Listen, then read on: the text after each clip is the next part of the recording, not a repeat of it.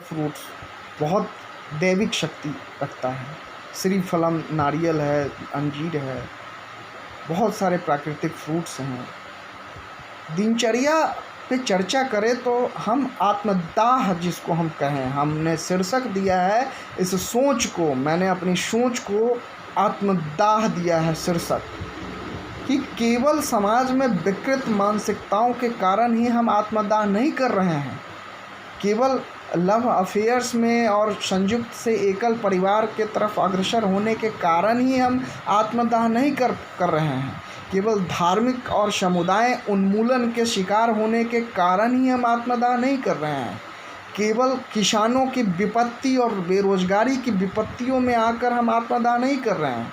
हम आत्मदाह करना शुरू कर दिए उस दिन से जिस दिन हमने सत्य, न्याय, अहिंसा का मार्ग छोड़ा, जिस दिन हमने ऋषि मुनि और पूर्वजों द्वारा दिया गया अनुशासन और प्राकृतिक संसाधनों, प्राकृतिक भोज्य पदार्थों, फलों का सेवन छोड़ दिया। हमने पका हुआ रेस्टोरेंट के वैरायटी पे वैरायटी हमने खाने शुरू कर दिए। कहीं ना कहीं मैं स्वयं उसका शिकार हूँ, इसलिए ऐसे विचार मेरे मन में आया है।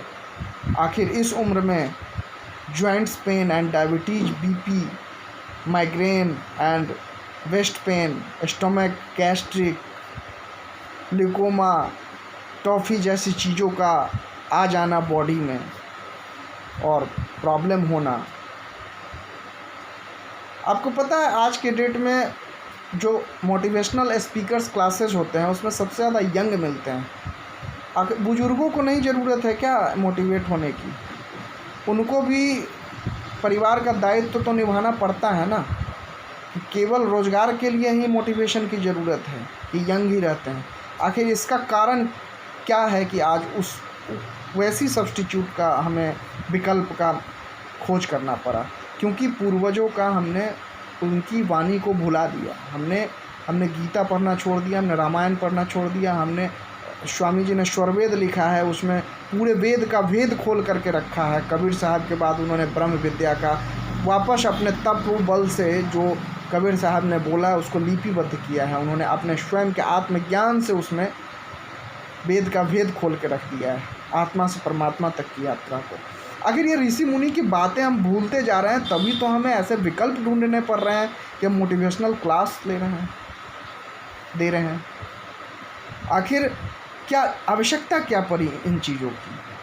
आप देखो, जो खेत में हमें फ़ायदा होता था, लेप लगते थे मिट्टी के, या जो कांप लगते थे शरीर में, या जो तलबे में जो खूंटी करते थे मकई के या धान के या गेहूं के, जो काटने के बाद जो तलबे में खूंटी लगने लगते हैं, सूखते हैं, पानी पटाते हैं, दंग बनाते हैं, तो उसमें कंकर करते हैं, खाली पैर चलते हैं, घास में सुबह में ओस में, तलबे में घास से ओस मिलते थे तो आँख की रोशनी तेज़ होती थी, बहुत दिनों तक स्वस्थ रहते थे हम, दिव्य दृष्टि प्रदान होती थी, एक तरह से दिव्यता होती थी दृष्टियों में।